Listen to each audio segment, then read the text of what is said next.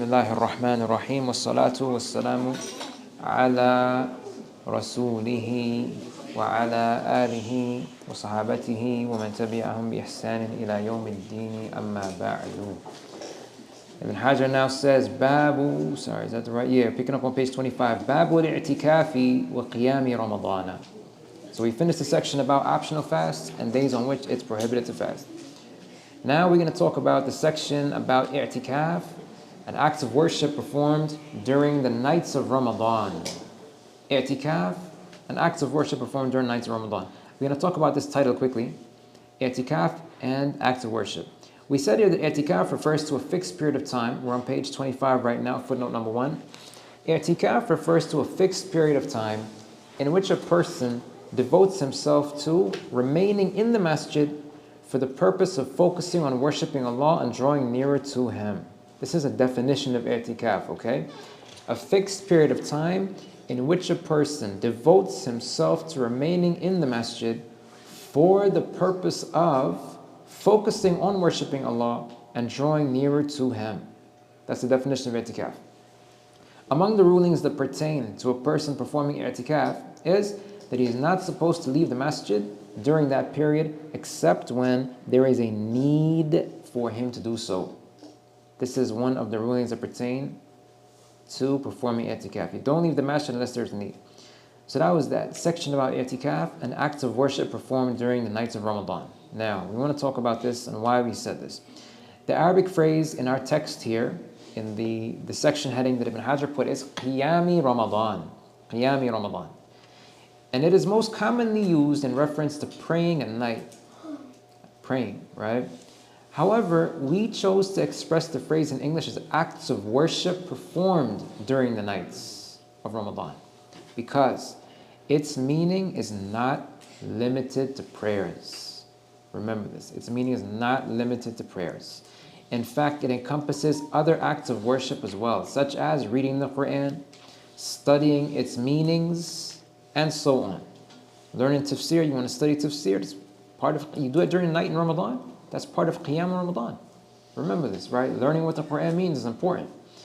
Scholars have mentioned that a person does not have to spend the entire night in supererogatory prayers to be considered someone who worships Allah during the night. Rather, performing the Taraweeh prayers suffices for what's called Qiyam Ramadan. Alright? So those are a couple of things we wanted to clarify. Why we said it's acts of worship, and what we mean by performed during the night. It doesn't mean the whole night, and it doesn't necessarily mean praying. All right? It's acts of worship performed during the night. Okay. Hadith 567. عن أبي هريرة رضي الله عنه أن رسول الله صلى الله عليه وسلم قال من قام رمضان إيمانا واحتسابا غفر له ما تقدم من ذنبه. Abu Hurairah, may Allah be pleased with him, narrated that Allah's Messenger, may Allah mention him with commendation and grant him protection, said, if a person worships Allah during the nights of Ramadan because he accepts and complies with the truth from Allah, and because he hopes to attain Allah's reward, that person will be forgiven for his prior sins. Right? If a person worships Allah during the nights of Ramadan because he accepts and complies with the truth from Allah, and because he hopes to attain Allah's reward, that person will be forgiven for his prior sins. We said here the meaning that is most apparent from this hadith is that attaining the forgiveness mentioned is contingent on the person worshipping Allah each night throughout Ramadan, not just some of the nights. Allah knows best. This is something that the scholars have mentioned as the most apparent meaning. Allah knows best. Next, عن عائشة رضي الله عنها قالت كان رسول الله صلى الله عليه وسلم إذا دخل العشر أي العشر الأخير من رمضان شد مئزره وأحيا ليله وأيقظ أهله. Aisha, may Allah be pleased with her, said, when the 10 nights, meaning the last 10 nights of Ramadan, began, Allah's Messenger, may Allah mention him with commendation and grant him protection, would diligently devote himself to Allah, spend the night in worship, and also wake his family for that purpose. 3 things: devote himself to Allah, spend the night in worship. Spend the night. This is talking about the whole night, essentially. And also wake his family for that purpose. We said here in footnote 4 that this was done towards the end of Ramadan. It wasn't necessary that it wasn't the whole month, towards the end. Since the time for the acts of worship prescribed during it, meaning during the month of Ramadan, was drawing to a close. Furthermore, he exerted himself in worship towards the conclusion of Ramadan, because a person's deeds are given consideration based on how he concludes them. So you want to make sure the conclusion is something that will be good. Next hadith, وعنها أن النبي صلى الله عليه وسلم كان يعتكف العشر الأواخر من رمضان حتى توفاه الله ثم اعتكف أزواجه من بعده. Aisha, may Allah be pleased with her, narrated that the Prophet, may Allah mention him with commendation and grant him protection, consistently performed i'tikaf for the last 10 nights and days of Ramadan until he passed away. That's his own practice. And his wives then performed i'tikaf similarly after his passing. We said about this shows that i'tikaf is encouraged since it was a practice of the Prophet. May Allah mention him with commendation and grant him protection. It's encouraged, not obligatory, but it is encouraged.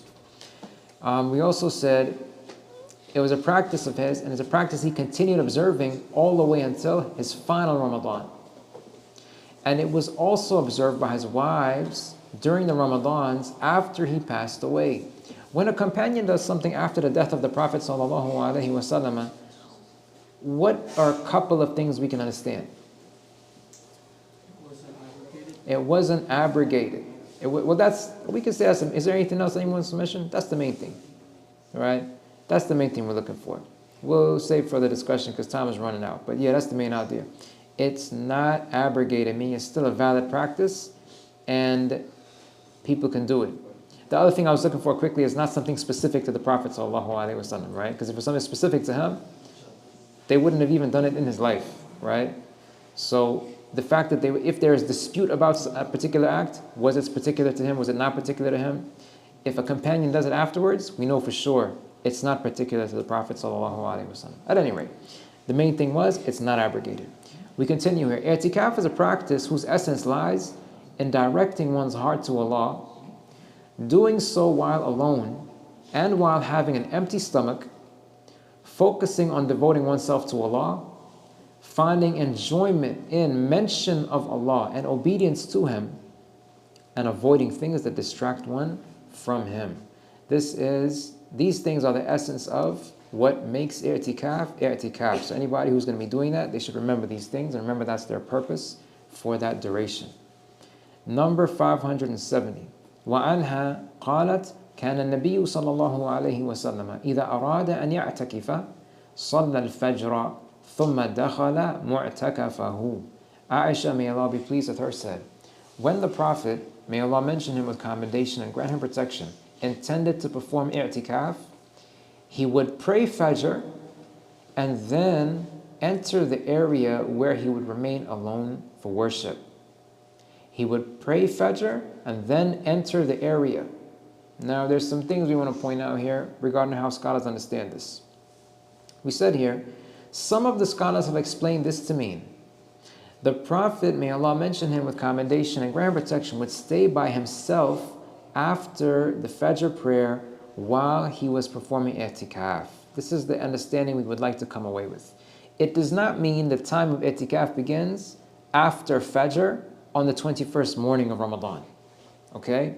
Some people do understand this hadith to mean that i'tikaf time starts after Fajr on the 21st morning.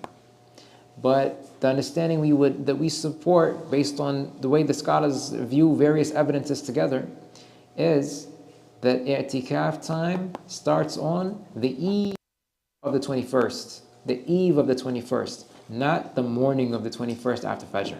Alright? We continue here saying that the Prophet, may Allah mention him with commendation and grant him protection, was already in the masjid for i'tikaf prior to the Maghrib prayer the previous day. Prior to the Maghrib prayer the previous day. And he remained in the masjid throughout the eve of the 21st, meaning the night preceding the 21st day, which is when i'tikaf for the last 10 nights begins, right? Then after praying Fajr on the 21st morning, that was when he went into a designated area to remain by himself for worship. That's the different thing. After Fajr, he went by himself. But it doesn't mean he wasn't in the masjid for i'tikaf the previous night. He was. But he might have been around others and so on. But when the morning came and he prayed Fajr, he then went to a place in which they had set up, they were sort of like, I think maybe these things might not be too far from the description of it. These kind of mats we have here, but they were hanging, sort of hanging, sectioning off the area. Allah knows best. But yeah, that's what it means. He did that after Fajr, but he was already in the masjid for i'tikaf from the night before. That's 571. No, I'm sorry, that was 570. 571. وعنها قالت إن كان رسول الله صلى الله عليه وسلم لا يدخل علي رأسه وهو في المسجد فأرجله وكان لا يدخل البيت إلا لحاجة إذا كان معتكفا. Aisha, may Allah be pleased with her, said, Allah's Messenger, may Allah mention it with commendation and grant him protection, most certainly used to extend his head into my dwelling while the rest of his body remained in the masjid. And I would comb his hair. He would not enter my dwelling while he was performing i'tikaf unless there was a need to do so. I don't know if all of us have a proper conception of what's going on here. Aisha's house, Aisha's dwelling, if this masjid we're in right now, this is the Qibla here, where was her dwelling? Right, over there. And it was basically right at the edge of the praying space, basically. That's where the entrance to it would have been. So if the Prophet ﷺ, like imagine that wall right there, like where the window is, that's basically, the entrance to her dwelling. So in a situation like that, if we say, I'm sorry brother, what's your name again? Shahir. What? Shahir. Shahir? Okay. If we're sitting where that is, imagine if that thing behind him is not a wall, it's a curtain. If he lies back, he's in the masjid and his head is in the house, right? So that would be a situation that would kind of to conceptualize what it would be like for those who may not have thought about that before, saying that his body is in the masjid, his head is in the house. That's how it would happen. So, and she says she would comb his hair. So in a situation like this, we see that's permissible. And she said he would not enter my dwelling while he was performing i'tikaf unless there was a need to do so. So it says in the bottom, this shows that if a person is performing i'tikaf, it is permissible for a portion of his body to be out of the masjid, and he should only leave the masjid for necessities that cannot be fulfilled within it, such as relieving oneself, performing ghusl, and other similar things. Those are some rulings that apply to i'tikaf. 570. So i'tikaf kind of like a state where if you do something unnecessary or leave the masjid, then like is it i'tikaf or something? Yeah, kind of. Some of the scholars, they do say that. If you do that, there would be some that hold the position that if it has certain, it's a state you have to be in. So if you do something that sort of breaches that condition, then you have you've nullified your i'tikaf kind of, right?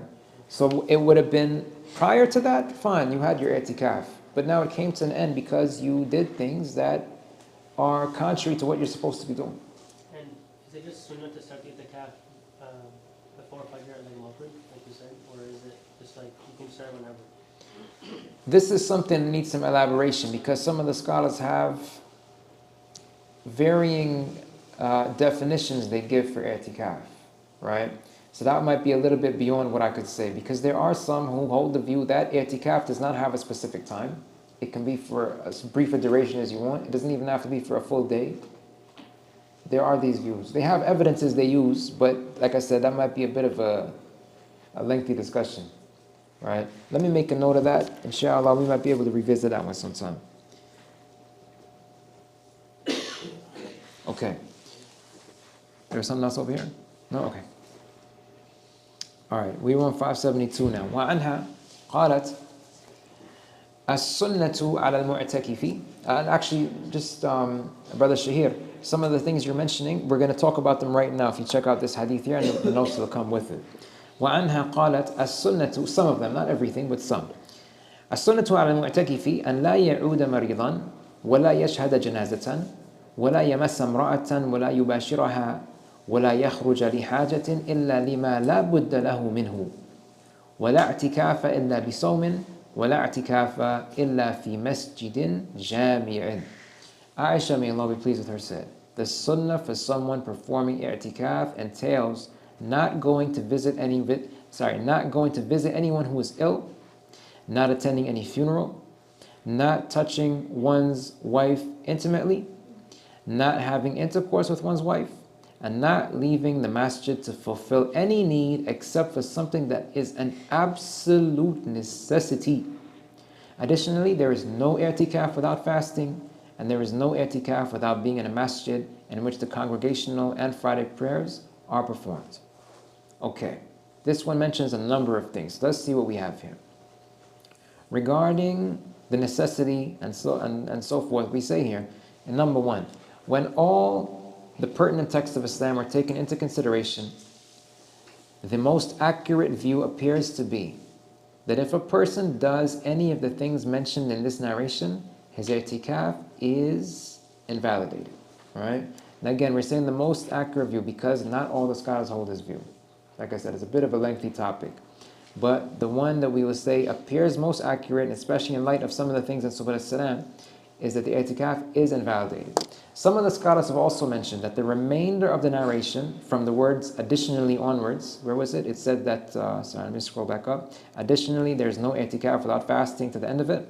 Some of the scholars, they mentioned that this portion is from one of the narrators, not from Aisha herself. And Allah knows best. Just the portion about the sunnah until, sunnah until the word absolute necessity. Up to there, they say that's Aisha. But some of them say the whole thing is Aisha. Allah knows best. Alright, now, footnote number 2, we said here, no i'tikaf without fasting. We said here there's some other narrations that are related to this issue, and when all of the pertinent authentic texts are taken into consideration, it appears that the most accurate view in brief is that fasting is not a necessary component of i'tikaf.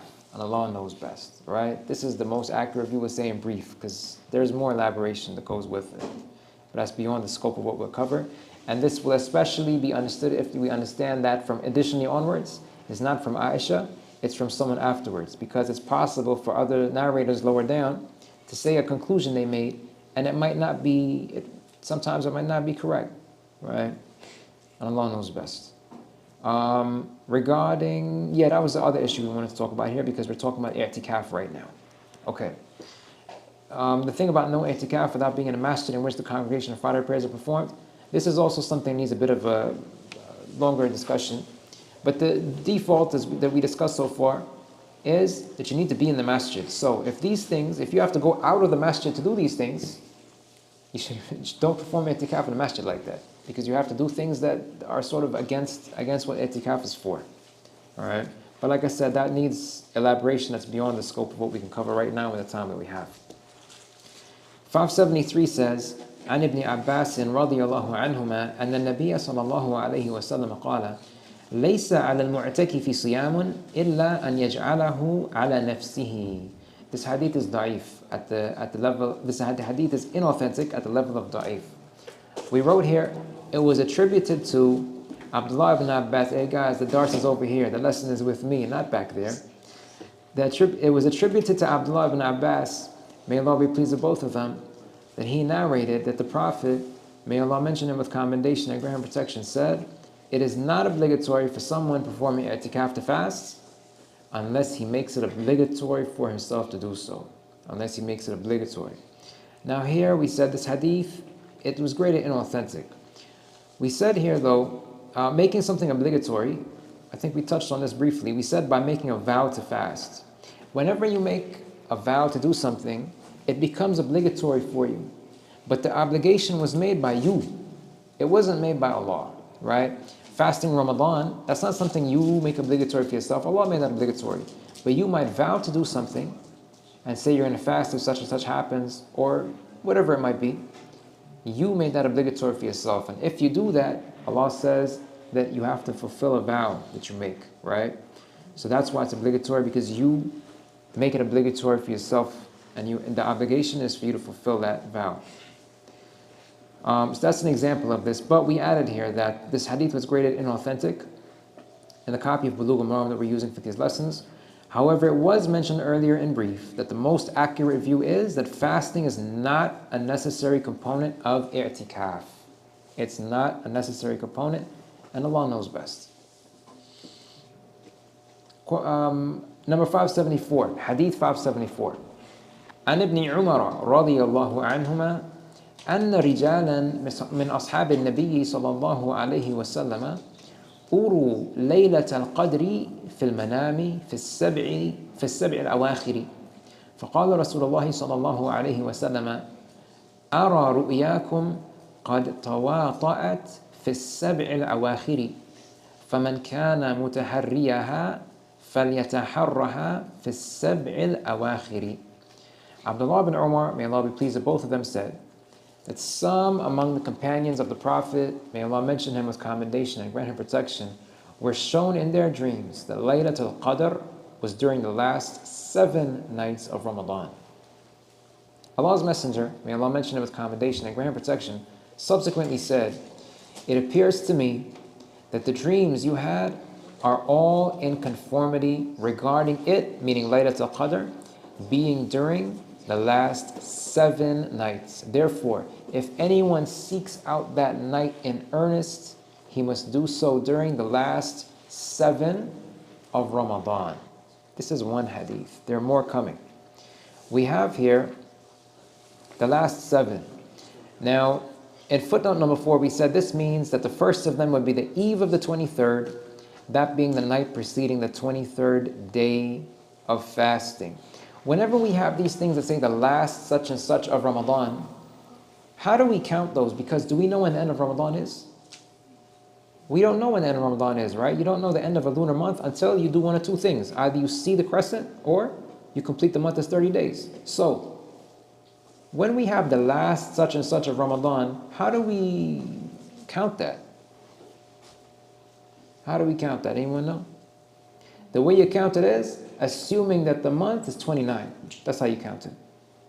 So, the last day of Ramadan is the 29th. Start counting backwards. That's how you determine what it is. So here we said, when we said the last 7, what did we say that? When does that begin? Yarhamukallah.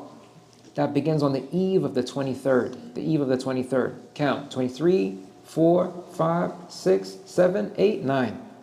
29 will be the 7th day, right? So you start counting backwards as if Ramadan had 29 days. That's what you use as your point of reference to count these days. Count the days in these ahadith that say the last such and such of Ramadan. Hadith 575. عن معاوية بن أبي سفيان رضي الله عنهما عن النبي صلى الله عليه وسلم قال في ليلة القدر ليلة 27. Muawiyah ibn Abi Sufyan, may Allah be pleased with both of them, narrated that the Prophet, may Allah mention him with commendation and grant him protection, said about Laylatul Qadr, it is the 27th night of Ramadan. This is one hadith. A lot of people hold on to this one. Now, let's see what the scholars have to say that we mentioned here. We said in footnote 5, scholars have differed about which specific night Laylatul Qadr would be in any given year, because there are several authentic ahadith that mention different nights. This is the reason for the difference. There are several authentic ahadith that mention different nights. After taking the various authentic ahadith, the various authentic texts into consideration, the most accurate view, and Allah knows best, is that Laylatul Qadr is an odd night among the last 10 nights of Ramadan, and it does not always remain the same each year. It may be the 21st in some years, the 23rd in others, the 25th in others, the 27th in others, and the 29th in others. As for the ahadith that mention it being on a specific night, like this one we got right here, those are understood as being in reference to specific years. Not that Laylatul Qadr would be that specific date every single year. right? This is how some of the scholars mention. This is how some of the scholars understand these ahadith and how they put them together. Just like we said, the Prophet ﷺ, he fasted how many Ramadans? 9. So that means this issue of Laylatul Qadr during his lifetime, it came up 9 times, and he would have said things about it over 9 different years. So the scholars who have this understanding here, they say that some of these applied in some years and some applied in other years. It doesn't mean that they applied every single year. This is why we have different dates or different numbers in different ahadith, and Allah knows best. Hadith number 576. عن عائشة رضي الله عنها قالت قلت يا رسول الله أرأيت إن علمت أي ليلة ليلة القدر ما أقول فيها قال قولي اللهم إنك عفو تحب العفو فاعف عني. Aisha, may Allah be pleased with her, said, I had asked Messenger of Allah, if I knew exactly which night Laylatul Qadr is, what should I say during it? If I knew exactly which night Laylatul Qadr is, what should I say during it?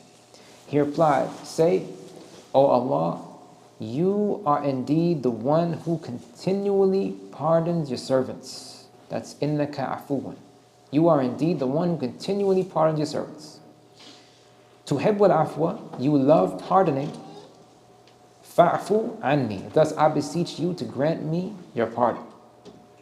We said about this hadith that it shows that it is strongly recommended to supplicate Allah using these words on the nights that could be Laylatul Qadr.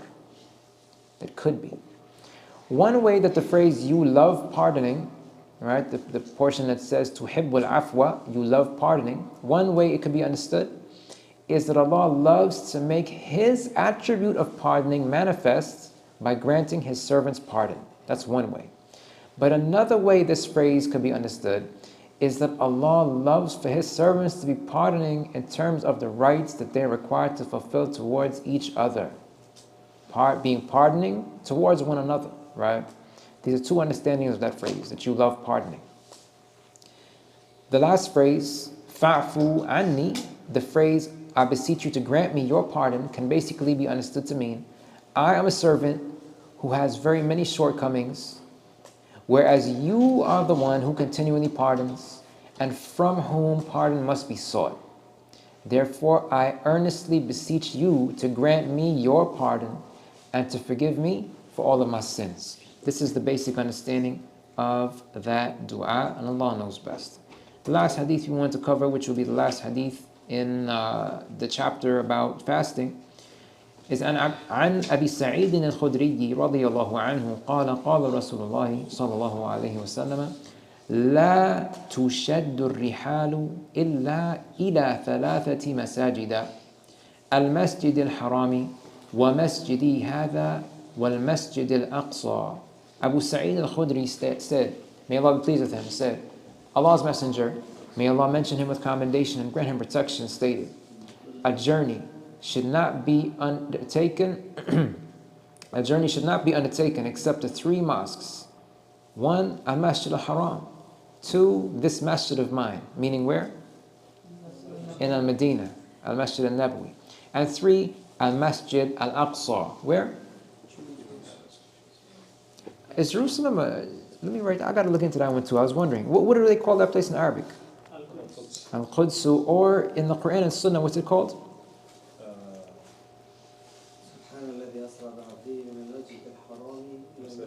That's the masjid, but the location is called something. We find it in some ahadith, we find it. It's called Baytul Maqdisi. Yeah. That doesn't just, Allah knows best, that doesn't mean a physical structure. Baytul Maqdis, Wallahu A'lam, and Allah knows best, it's referring to a space, a geographical location, right? So they call it also Al-Quds. I've wondered about this word Jerusalem myself. I wrote it down to remember to look into it, to see if that's a new word, an old word, and where it comes from, because I'm not actually sure. I'm not even sure if it's the same as what we understand Baytul Maqdis to mean in Islam. All right. Okay, so that's this one. لا تشد الرحال إلا إلى 3 مساجد. A journey should not be undertaken except to 3 mosques, a Masjid al-Haram, this masjid of mine, and a Masjid al-Aqsa. What is a journey? What is a journey here? We said that The journey being referred to here is the journey for the purpose of attaining Allah's blessings or seeking nearness to Him. This is what's being referred to here. Not just random travel. It's you're going to that place because you think that going to that place is a means to attaining blessings from Allah and seeking nearness to Him. At that specific place, it has some kind of merit that you need to go there for, to worship Allah there, right? This is what it's talking about. Traveling to a specific, so there are only 3 locations, according to the Quran and Sunnah, that have this type of status, that you actually go to them and you can draw closer to Allah by going to that place and worshiping Allah there. These are the 3 that are mentioned in this hadith. Now, a person might wonder, what does this have to do with Kitab al-Siyam? A journey should not be undertaken except the 3 months. All the other stuff had to do with Siyam, the prohibition of Siyam, i'tikaf, Ramadan. What does this have to do with Siyam or anything like this? Right now we're in the section that's talking about what? I'tikaf and worshipping Allah during the night in Ramadan. So, we said here in our final comment that these are the only destinations to which it is permissible for a person to undertake a journey for the purpose of attaining virtues that they have and to perform prescribed acts of worship at them. This hadith is indicative of the virtue held by these 3 sites, and the purpose of citing this hadith in this chapter is to encourage praying at these mosques, praying, right? Whether in the day, whether congregational, whether optional, whether at night, right? So praying at night is included here. And also too, when a person is traveling, the sunnah regarding a rawatib is what?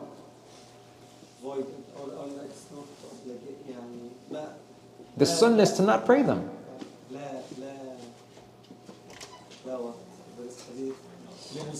All right? The idea is this.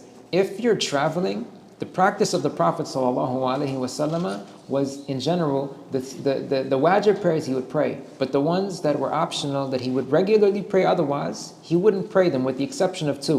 What were they? The 2 rak'ah before Fajr and witr.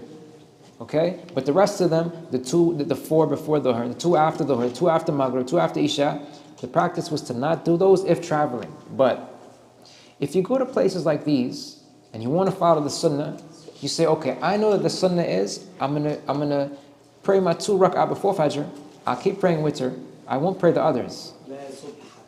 Huh? I was looking for the word la subhata. Okay. I think it's like that? Yeah. Okay. Jazakallahu khairan.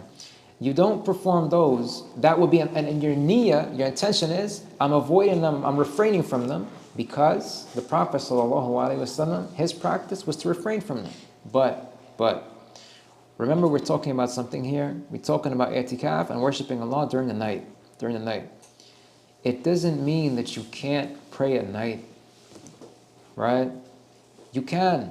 And if you go to these places that have virtues and multiplied rewards for praying, it applies to nawafil as well. So if you go to a Masjid al-Haram, or you go to a Masjid al-Nabawi, you go to a Masjid al-Aqsa, and we find ahadith that talk about multiplication of rewards for praying in these places, if you pray there at night, number 1, you have followed the sunnah because you stayed away from performing the rawatib, but you're performing at night, performing prayer at night. Praying at night has its own ahadith that govern it, right? Number 2, you are attaining multiplied rewards for praying at night in those places, okay? And so we're mentioning this because this is part of what we should call to mind when we go to a place, because a person says, oh, I'm traveling, okay, I shouldn't do that. People, we came back from Mecca, so people go to Mecca and they want to repeat Umrah. There are different views about what repeating Umrah, what should be done. But a person should assume ihram from something called miqat. Some people, they don't do that. They come, they perform Umrah, then they go to the boundary of Mecca, and then they assume ihram from there, they come back, they make Umrah again. We don't want to say anything, but as an example, people do that, and they themselves come and ask, is it okay? Is it the sunnah? Is it not okay? I don't know. But they ignore the fact that, wait a minute, instead of going doing all this Umrah, you could be sitting at the haram, you could pray at night, you could make a dua, you could drink zamzam. There's a lot of things you could do. You make tawaf. Tawaf you can't do anywhere else. But they don't do that, right? So a person has to remember what Islam says. What does the Quran say? What does the Sunnah say? Because we have lots of things that we could do by which we can draw nearer to Allah and attain His love. These are the things that we should hold on to and do well, right? So we said this hadith being here is indicative of the virtues held by these 3 sites, And the purpose of citing this hadith in this chapter is to encourage praying at these mosques, praying what's obligatory, and also even things that are optional, even night prayer. There's multiplied rewards for that. And performing i'tikaf in these places. That's another thing. And seizing the opportunity to occupy oneself with prescribed acts of worship while there. This is really important, especially now in this day and age. When you go to these places, you seize the opportunity to occupy yourself with the prescribed acts of worship. A lot of people, when they go to these places, you know what they do? They sit around taking pictures. They go shopping. They get, because here, especially now, we come from a place that might be kind of gloomy outside. You go to that place and it's all shiny and marble and everything, and it got lighting, and you kind of like, wow, it's a really glitzy place. And you forget what you're really there for. You're there for the masjid. Stay in the masjid and do what you got to do, because when you leave, there's no masjid Nabawi when you go back to Toronto. There's no masjid Haram when you go back to Toronto. There's no tawaf when you go back to Toronto. You know what I mean? So don't be looking for the photo ops and all of that stuff and everything like this. There are things, some people, they want to get thobes and tailored thobes, and they go all these places. And we have here, when you go to these places, they have virtues. They're places of worship. They're places of worship. You go there for that purpose, and go there knowing that they have these virtues of worshiping Allah while you're there. Because when you miss that opportunity, you won't have it again, right? These are the things you got to preoccupy yourself with while there. Okay. I have a question. So, are we concluding that we can pray Sunnah while we are going there for Umrah and Hajj? You can. It's not wrong. It's not wrong. But if a person wants to say, you know what, I know the practice of the Prophet ﷺ was to not do that. You know what I mean? But he won't say to somebody what you're doing is wrong. If somebody wants to pray Sunnah and pray all of the rawatib, it's permissible. It's not wrong. It's what you could call, if we want to use a phrase, they would call that khilaf al-awla. But it's not wrong, right? No, Allah knows best. And this is for the purpose of ease for you as a traveler. That you don't perform like the extras, like the voluntary, because it's placed on you ease on travel. Right. But whenever you have a chance to pray 2 rak'ah, this is the best thing you can do in your life. Right. Because this is the wish for the people who passed away, if they have a chance to come back to life, to pray 2 rak'ah. What about you are there in these holy places, and it's where the hasanat can be multiplied by thousands, double digit, triple digit. Right? No, ahsanallahu ilaykum. Okay. Was that was all right? Yeah. Okay. Review. We have time for review? We got a little bit of time, right? Okay. This will be our concluding review, inshallah, for the last session. What does i'tikaf refer to? What is a general ruling and what is a general ruling that pertains to a person who's performing i'tikaf? What was the definition that we gave? Remember, our policy was open book. A fixed period of time where he stays in this. For the purpose of what? Purpose of worship. Purpose of, we said, focusing on worshiping Allah and drawing nearer to Him. Right. It's the period of time in the masjid, but with this intention. Because some people might have a period of time remaining in the masjid, but they might be doing that. I mean, you have a place here. A person might have a work shift, and they're going to be remaining in the masjid, but to do the ceiling, to do, you know what I mean, do the drywall, whatever it might be. So it's for the purpose of focusing on worshiping Allah and drawing nearer to Him. Okay. Next was, a general ruling that pertains to a person performing i'tikaf. A general ruling. What did we say about that? You can't use the masjid. Unless it's something? Like a necessity. A necessity. Good. Number 2.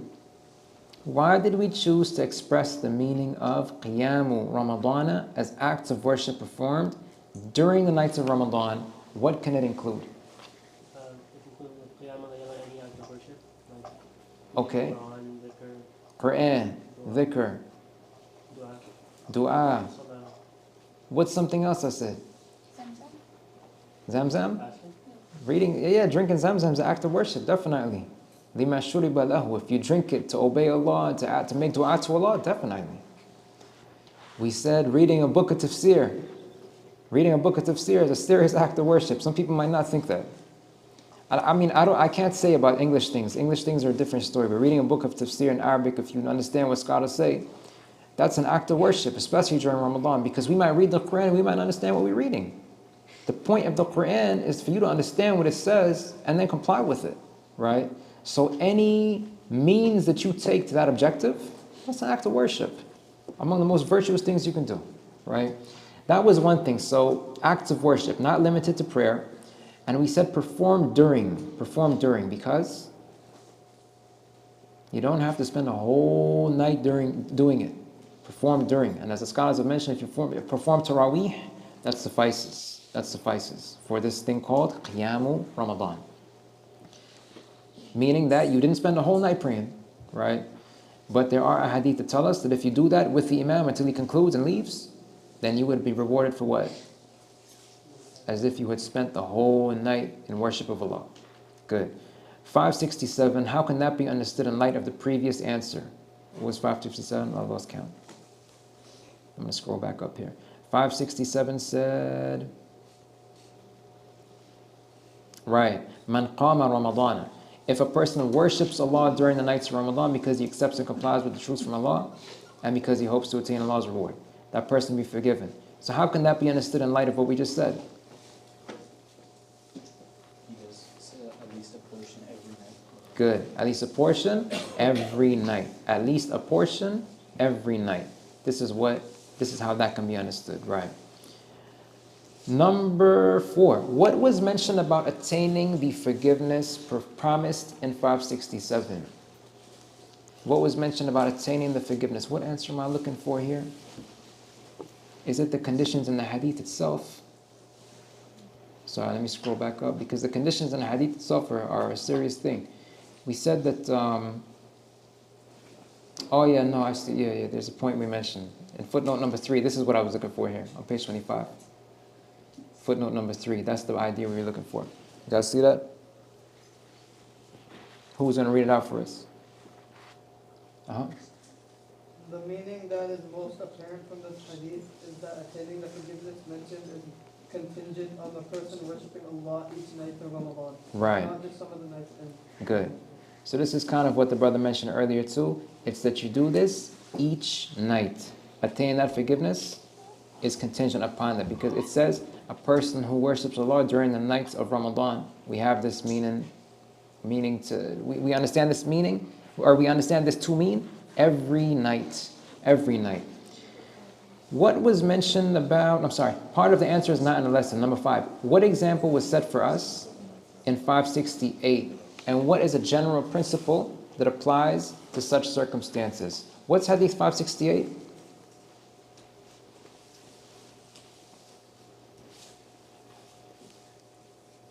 Hadith 568 is? When the 10 nights began. Right. Now, what's a general principle that applies? And we said, hint, think about ability and intentions. Part of answer, not in lesson. What's the general principle we mentioned here? Let me go back. Let's see where the note was here. For 568, so I'm just going to scroll up for a second. It says he would diligently devote himself, spend the night in worship, wake his family for that purpose. We said here, The deed is based on how you end it? Or no? Right. This was the principle here, that deeds are given consideration based on their conclusion. There's a hadith that mentions that, and this hadith we're talking about here in 568 is an instance of that. Ramadan, if we consider it to be one sort of one act in and of itself altogether that has a lot of parts, then we're saying here that we see exertion, more effort made towards the end of it in order to conclude that deed in a good way, in the best way possible, right? So this is a general idea. Now, the part that's not in the handout is what we gave the hint here regarding. We said, hint, think about ability and intentions. What example was set, and how should we go about trying to do something like this? This is what I really mean here. A person might want to do it, go ahead. If you're going to have stuff that's going to make you need to leave the masjid, then you shouldn't. Leave the masjid, okay. But here, this one is not quite talking about i'tikaf necessarily.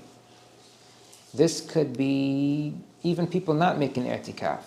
The idea I'm looking for here is that if you're going to exert yourself during the last 10 nights of Ramadan, you have to remember that you can't do this if it's going to be overstepping or, dare I say, violating any obligations that you have in Islam. Okay?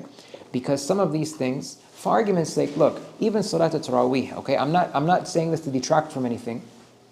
Salat al-Taraweeh, if you don't perform Taraweeh, have you committed a sin? No. If you have certain obligations in Islam, whether to those around you, whether to those beyond your household, whatever it is, you have obligations you have to fulfill. And these are things prescribed in Islam, whether in a specific way or a general way. And you fall short of fulfilling those obligations, could you be committing a sin? Yes. So, these types of things, when it comes to exerting yourself and so on, the underlying premise for all of these, or the underlying foundation is, you need to be in a situation in which you're able to do them. All right? You can't, for example, a person has to go work. You have to go to school. If you do these things and you find yourself in the daytime not being able to perform properly, falling asleep, being too weak to do things you need to do, and so on, the more virtuous thing for you to be doing, if those things you do in the daytime are necessary for you, if they're necessary and you can't fall short in them or you can't excuse yourself from them, the most virtuous thing for you to do in that situation is you do what's obligatory for you, and you forego these things, but you maintain the intention of, if I could, I would. This is something you must always maintain within yourself. We have circumstances. People have circumstances sometimes. They wish they could do certain things, but circumstances don't allow. But they still maintain the intention that if I had the ability, I would do it. And I hope that Allah would reward me for that intention. This is something we have to maintain at all times, Ramadan and others. So this is what we were looking for here. Number 6. What was mentioned about the essence of i'tikaf? There are about 5 or 6 things. What page was that one? Devoting oneself to And Allah not eating, being on empty stomach. It's not just the not eating part. It's when it's devoting yourself to Allah and calling upon Him while you're in that state. Like even in English we talk like that sometimes, right? You say somebody is hungry for something. You know what I mean? You're hungry to do this. You're hungry to attain this. This is the type of idea too, because when you're fasting, you're physically hungry. It's not just a feeling or a drive you have. You're physically hungry, knowing that Allah is the one who gives you and Allah is the one who provides for you. And you're calling upon Him, asking of Him, knowing fully well that within you, you don't have anything. Allah told you to refrain and you actually feel it. You don't have anything. And you know that He is the one who is going to make it permissible for you to have something when that time comes. Right? And He's the one who's going to give you what you're going to put in your stomach. So it gives you that sort of sense of being in need. You know what I mean? So it's the devoting while being hungry. Continue. Any other ideas? So while being alone as well. Alone. That's another thing. Enjoying the worship. Right. And obeying Allah, and then avoiding distractions. Avoiding distractions too. Jazakallahu khairan. Good. Okay. Next we have. I'm sorry. What number are we on right now? 7. With respect to 570, what was mentioned about when the Prophet ﷺ, may Allah mention him with commendation and grand protection, began his interval of i'tikaf? When did he begin? The last 10 minutes. He was in the masjid before Maghrib on the eve of? The 21st. Good. He was already in the masjid. In light of the previous answer, what understanding was presented for 570? He prayed Fajr and then went to his mu'takaf. How do we understand that?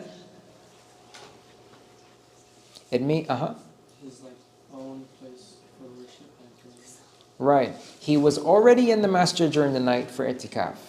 But when Fajr time came and he prayed Fajr, led the people in Fajr, after that point, he stayed by himself. That's what it means. It doesn't mean he started i'tikaf then. It means he was already performing i'tikaf from the night before. But when after Fajr, he was performing i'tikaf and he went by himself after praying Fajr. Good. With respect to 571, what can be understood and what else was mentioned about being out of the masjid? 571. That was about what we were talking about over here, right? like part of your body can go outside the masjid, but part still has to stay inside. Right, so it's permissible if you're in i'tikaf to put part of your body outside the masjid. Part. What can be understood from that is permissible to do it. Good. And what else was mentioned about being out of the masjid? I think you had said this earlier, right? You be out of the masjid? Out of absolute necessity. Good. What part of the previous answer was reiterated in 572? I forgot what 572 was.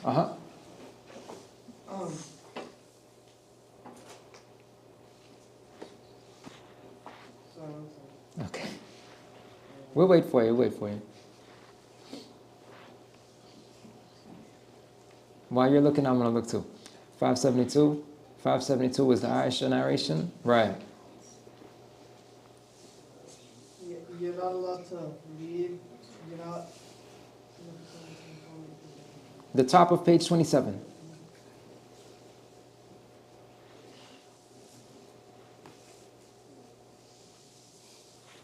There is no i'tikaf without being in the masjid in which the congregation on Friday prayers are performed. Not that one. And there is no i'tikaf without fasting. Not that one.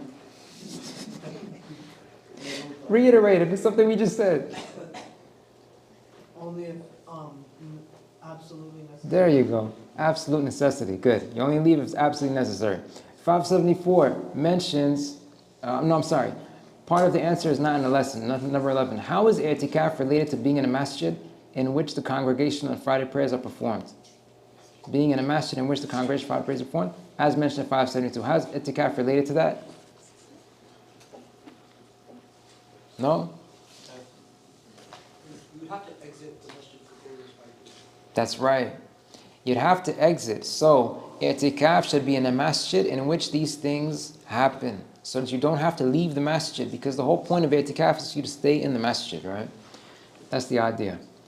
You'd have to leave otherwise. 574 mentions the last 7 nights of Ramadan. When would that interval begin? The eve of the 23rd. Eve of the 23rd, correct. How can specifying the 27th night, as mentioned in 575, be understood in light of other related authentic ahadith? That one specified it is the 27th. But there are other ahadith too. How can we understand all of these together? Oh, that was good. You put up your hand to tell me? Okay, to tell me he's put up his hand. All right. Yes, that was specific to that year. And then in the other years, it could be any of the odd nights. Right. Jazakallahu khair. So the basic idea is the different ahadith that we find different nights in are understood to be applicable to different years. Different years. Doesn't mean they're all applicable to one thing. Should we pause? Yeah, can we just give the answer?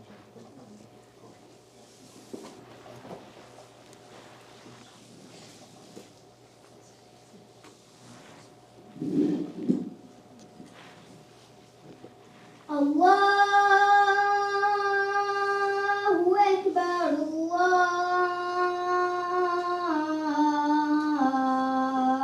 Allahu Akbar,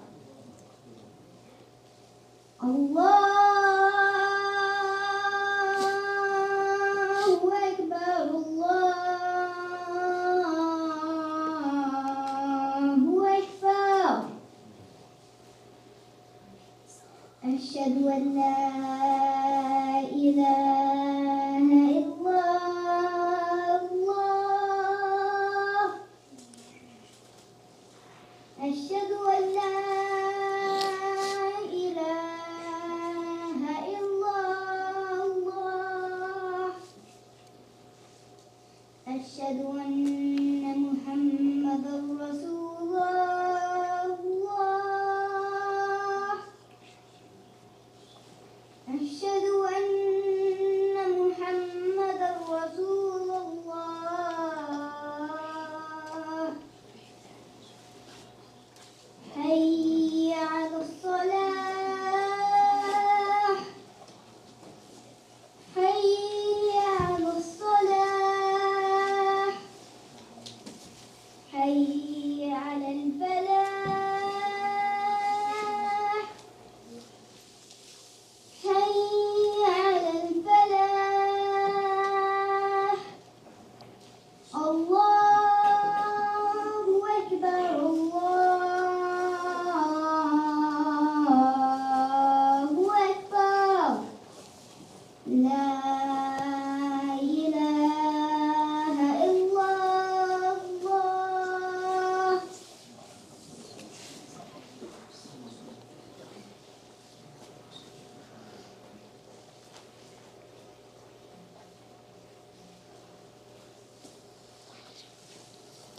All right, we'll continue for a few more minutes until we wrap up our review.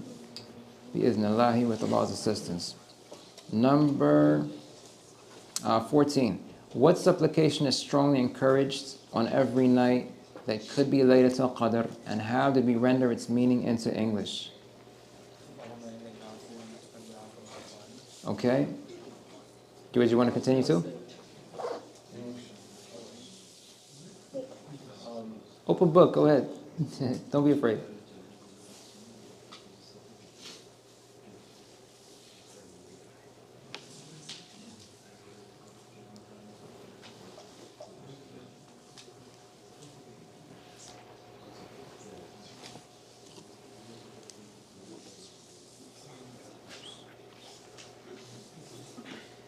You having a problem? Does anyone have it queued up? Go ahead.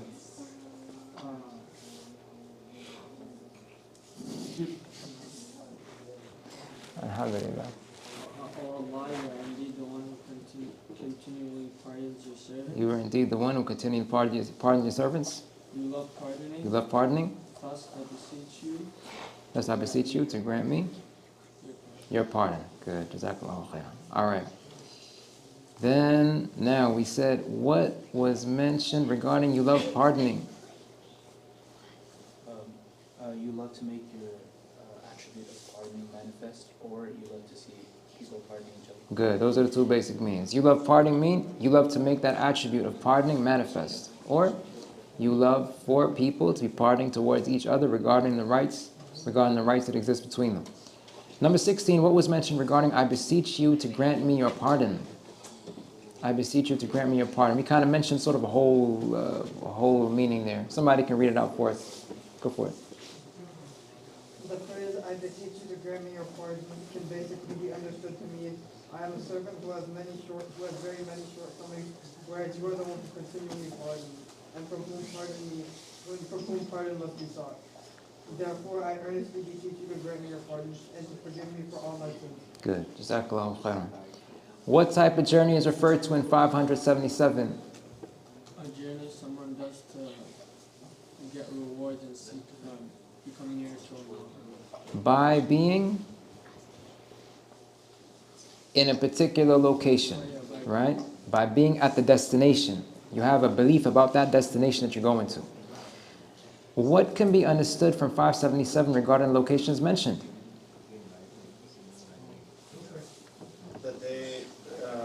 Those locations have reward associated with being there, and they are the only ones worthy to travel to for the reward of Allah. Right. To attain reward, we have 3 locations that are specified in Islam's texts, that there is virtue that lies in being in that location to worship Allah. Worshipping Allah at that location merits things that worshipping Him elsewhere does not merit.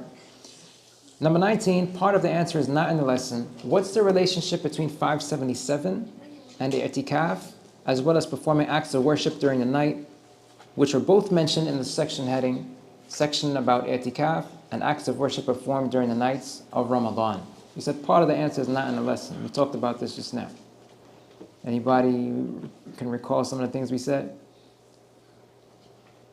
What's the relationship between 577 and i'tikaf? 577 did not mention i'tikaf. So what's the relationship that we pointed out? So, if we can comprehend from the hadith itself, that you cut yourself from the dunya for the sake of Allah subhanahu wa ta'ala. So you leave everything behind. So that means that you will be dedicated during this trip for doing as much as good deeds. So like the other hadith, انقطاع من الدنيا. إذا كان العبد في انقطاع من الدنيا والإقرار, that means you leave everything behind you. انقطاع. Okay. And then you can continue. Alright, Jazakallahu khair. So the brother was talking about separating yourself from things of this world and focusing on the things that will draw you near to Allah. The relationship here was, you're going to those places, i'tikaf is one of the things you can perform in those places. That's why it's being mentioned here. And the point of i'tikaf, like the brother's mentioning, is for you to devote yourself and focus on Allah, not on other things, right? This was the idea here. And We will conclude with that, inshallah. I want to mention one thing. Al-Ustadha Ilyas, Hafidhahullah, she sent us a hadith here regarding something one of the brothers had brought up earlier. In Sahih Muslim, hadith 305, Aisha says, كان رسول الله صلى الله عليه وسلم إذا كان جنوبا فأراد أن يأكل أو ينام توضأ وضوءه للصلاة. So this is a hadith that has to do with performing wudu if you want to eat. Performing wudu if you want to eat, but it doesn't mean that it's impermissible or anything like that. But like I said, I think I made a note about this earlier. Inshallah, we'll look into it some more. But this hadith mentions here that if he wanted to eat, he would perform wudu. This is not wajib, but this can be understood to mean that it's mustahab. If a person does that, knowing this hadith, he will be rewarded for that, and Allah knows best. Before we conclude, inshallah, we just want to mention a dua that was narrated by Abdullah ibn Umar. May Allah be pleased with both of them, with him and his father Umar, in which he mentioned that the Prophet ﷺ would rarely stand to leave a gathering until he said the following supplication for his companions. So we want to close by mentioning this supplication, and it's one that we're all familiar with. The Prophet ﷺ would say this. Rarely did he stand to leave a gathering until he said this. Allahumma aqsim lana min khashyatika ma yahulu baynana wa bayna ma'asika. O Allah, we implore you to grant us a share of fearing you with understanding, which prevents us from disobeying you. Wa min ta'atika ma tuballighuna bihi jannataka. We implore you to grant us a share of obedience to you, by which you allow us to reach the abode of paradise that you have prepared for your obedient worshipping servants. وَمِنَ الْيَقِينِ مَا تُهَوِّنُ بِهِ عَلَيْنَا مُصِيبَاتِ الدُّنْيَا. We implore you to grant us a share of certainty by which you alleviate for us the adversities of this world. وَمَتِّعْنَا بِأَسْمَاعِنَا وَأَبْصَارِنَا وَقُوَّتِنَا مَا أَحْيَيْتَنَا وَاجْعَلْهُ الْوَارِثَ مِنَّا. We implore you to enable us. We implore you to enable us to benefit from our hearing, our sight, and our strength for as long as you keep us alive. And we implore you to allow that benefit to remain all the way until we leave this world. وَاجْعَلْ ثَأْرَنَا عَلَى مَنْ ظَلَمَنَا. We implore you to enable us to regain our rights from those who have done us injustice. وَانْصُرْنَا عَلَى مَنْ عَادَانَا. We implore you to support us against those who are hostile towards us. وَلَا تَجْعَلْ مُصِيبَتَنَا فِي دِينِنَا. We implore you to not cause us to be afflicted in our religion. وَلَا تَجْعَلِ الدُّنْيَا أَكْبَرَ هَمِّنَا وَلَا مَبْلَغَ عِلْمِنَا. We implore you to not cause this world to be our greatest concern or the farthest extent of our knowledge. وَلَا تُسَلِّطْ عَلَيْنَا مَنْ لَا يَرْحَمُنَا. And we implore you to not give authority over us to anyone who would not be merciful towards us. سبحانك اللهم وبحمدك أشهد أن لا إله إلا أنت أستغفرك وأتوب إليك والسلام عليكم ورحمة الله وبركاته.